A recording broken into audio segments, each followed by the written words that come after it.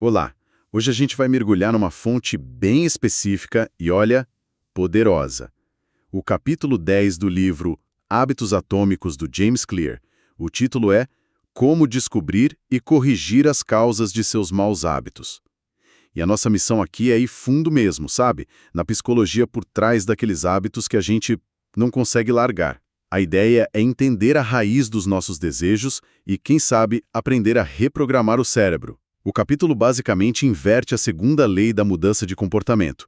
Se para criar um bom hábito é torná-lo atraente, para se livrar de um mau hábito, o segredo é torná-lo desinteressante. E é fascinante, né? Porque torná-lo desinteressante soa até meio... Simplista. Exato, simplista, como se fosse só decidir não gostar mais de algo. Mas o que ele propõe é muito mais profundo, é uma mudança de perspectiva mesmo. O capítulo parte da ideia de que os desejos que a gente sente, tipo na superfície, querer um chocolate, checar o celular... A ponta do iceberg. Isso, são só a ponta do iceberg. Por baixo existem motivações humanas muito, muito mais antigas. Essa distinção é a base de tudo, né? O capítulo abre com essa ideia de que todo comportamento tem um desejo de superfície, que é o óbvio, O que a gente percebe... e um motivo subjacente, a causa real. Ele usa o exemplo do taco, que é perfeito. O desejo é, quero comer um taco, mas o motivo de verdade lá no fundo é preciso de energia para sobreviver. Exatamente, e essa é a grande virada de chave que o livro propõe. Nossos hábitos, sejam eles bons ou maus, são na verdade soluções modernas para desejos antigos. E esses desejos, esses motivos subjacentes são universais, né? Tipo, conservar energia, obter comida e água, encontrar amor, se conectar com os outros. Alcançar status, reduzir a incerteza. Isso. São necessidades fundamentais da nossa espécie. Essa ideia de soluções modernas para desejos antigos é muito boa. Fico pensando num vício moderno, tipo redes sociais. Como isso se aplica? É um exemplo perfeito. Ninguém evoluiu com o desejo de rolar um feed infinito. Com certeza não. Mas nós evoluímos com uma necessidade, assim, profunda de conexão social, de aceitação, de status. A rede social é uma solução moderna e super eficaz para isso. Cada curtida é uma aprovaçãozinha. Exato. Cada comentário é uma conexão. O hábito de checar o celular não é sobre o aparelho, é sobre tentar satisfazer essa necessidade antiga de pertencimento. Faz todo sentido. E para um hábito mais clássico, tipo fumar, parece tão longe de uma necessidade evolutiva. Sim, mas a lógica é a mesma. O ato de fumar não satisfaz uma necessidade biológica. Pelo contrário.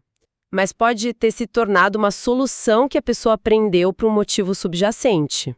Tipo aliviar o estresse. Exatamente. Aliviar o estresse ou reduzir a incerteza. Uma pessoa fuma para lidar com a ansiedade. Outra com a mesma ansiedade vai correr. São hábitos opostos, mas que servem ao mesmo propósito, no fundo. Pois é. E o ponto crucial é, os hábitos que a gente tem hoje não são necessariamente a melhor solução. São só os métodos que a gente aprendeu a usar. Tá, entendi essa conexão entre o hábito e o motivo antigo. Mas, sabe, ainda parece que falta uma peça no quebra-cabeça. Se o estresse é o motivo, o que faz uma pessoa, naquele momento, pegar o celular e outra calçar o tênis de corrida? Essa é a pergunta que leva ao coração do capítulo. A resposta, segundo o autor, é que a causa imediata do hábito não é o estímulo em si. Não. Não. É a previsão que o cérebro faz quando encontra aquele estímulo. O cérebro detecta um gatilho, tipo o tédio. Aí ele faz uma previsão baseada no passado. Ele prevê uma recompensa. E é essa previsão que gera o sentimento, a ânsia, o que a gente chama de desejo. Ah, então o desejo não é pelo hábito em si, mas pela mudança de estado que a gente prevê que ele vai causar? Nossa, sou totalmente culpado disso. Pego o celular pensando, vou só ver uma coisinha para relaxar. A previsão é de alívio. 20 minutos depois, tô mais ansioso do que antes. A previsão foi muito melhor que a realidade. Precisamente. O livro é muito claro nisso. O que a gente busca não é o ato, é a mudança de estado que ele promete. Ninguém deseja de verdade inalar fumaça. A pessoa deseja a sensação de alívio que ela prevê que o cigarro vai trazer. O cérebro fica viciado na promessa. Na promessa. E aí que tá o poder da coisa. Se a causa do hábito é a previsão, a solução é mudar a previsão. Ok, isso muda tudo. Se o problema é a previsão, a gente tem que atacar a previsão. Como se faz isso na prática? É aí que entra a estratégia do capítulo. Exato. É a técnica que ele chama de reformulação, ou reprogramação. Em vez de lutar contra o desejo com força de vontade, que cansa, a proposta é mudar a associação mental que a gente tem com o hábito. Mudar o significado dele pra gente. Isso. A estratégia é, de forma consciente, destacar os benefícios de evitar o mau hábito. É uma mudança de foco. E isso pode ser algo tão simples quanto mudar as palavras que a gente usa para falar com a gente mesmo. Sim, a linguagem é fundamental. O livro dá exemplos ótimos. Uma pessoa pode pensar, eu tenho que parar de gastar e economizar dinheiro. Isso soa como sacrifício, né? Totalmente, como uma limitação. A reformulação seria, eu estou construindo minha liberdade financeira futura. Cada real que eu economizo vira um voto para um futuro com mais opções, menos estresse. Não é sobre privação, é sobre poder. O exemplo do exercício também é muito bom. Em vez de pensar com aquele peso, eu tenho que ir correr, a reformulação seria, é hora de aumentar minha resistência e velocidade. Muda de obrigação para uma oportunidade. E tem uma história no capítulo que, para mim, ilustra isso de uma forma radical. É sobre um homem que usa cadeira de rodas. Alguém perguntou para ele se era difícil ficar confinado à cadeira. E a resposta dele foi transformadora. Ele disse, eu não estou confinado à cadeira de rodas, ela me liberta. Nossa! Se não fosse por ela, eu estaria preso a uma cama e nunca sairia de casa. Uau, que perspectiva! É uma mudança completa de significado.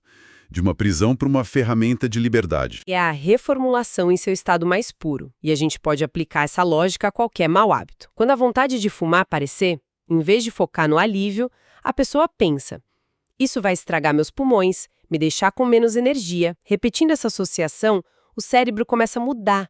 O cigarro deixa de prever alívio e passa a prever doença. O hábito se torna desinteressante. Isso é poderoso, mas parece que exige uma disciplina mental enorme, pelo menos no começo, né? É uma ótima pergunta. Como qualquer hábito, seja mental ou físico, isso requer prática. No começo é um esforço consciente. Você tem que parar e ativamente pensar diferente. Isso. Mas com a repetição, o cérebro cria novos caminhos. A associação negativa com o mau hábito se fortalece. E com o tempo, essa previsão negativa se torna resposta automática. O desejo nem chega a se formar com a mesma força. Certo. Então, para quebrar um hábito ruim, a gente reformula a previsão para algo negativo. Mas e o contrário? Fico pensando naqueles hábitos que a gente sabe que são bons, mas que são difíceis. A recompensa é muito distante. Como a gente torna a previsão deles mais atraente no agora? O capítulo aborda exatamente isso com uma ferramenta muito inteligente, o ritual de motivação. A ideia é juntar um hábito que você quer construir com algo que você já gosta de fazer. Ah, então é tipo enganar um cérebro. Ele começa a associar o sentimento bom da primeira coisa com a segunda, que é mais difícil. Exatamente. Com o tempo, o cérebro começa a antecipar não só a tarefa difícil, mas o ritual prazeroso que vem antes. A previsão positiva do ritual acaba se transferindo para o hábito seguinte. O autor cita o exemplo de um boxeador e escritor, o Ed Larimore. Para ele, escrever era uma tarefa muito árdua. Imagino. Antes de escrever, ele colocava os fones de ouvido. Para ouvir uma música e se concentrar. Aí que está o ponto interessante. Ele nem precisava ouvir música. Ah, é? O simples ato de colocar os fones se tornou o gatilho. O cérebro dele aprendeu que fones de ouvido é igual a modo de foco. O ritual virou o estímulo atraente, que vinha antes da tarefa. O cérebro começava a ansiar pelo ritual e o hábito de escrever vinha junto, com menos dificuldade. Ok, vamos juntar as peças então. Resumir as lições principais deste capítulo. Primeiro, a inversão da segunda lei. Para se livrar de um mau hábito, o segredo é torná-lo desinteressante. Segundo, a ideia de que nossos hábitos são soluções modernas para desejos antigos e universais. Entender o desejo por trás é o primeiro passo. Em seguida, a grande revelação.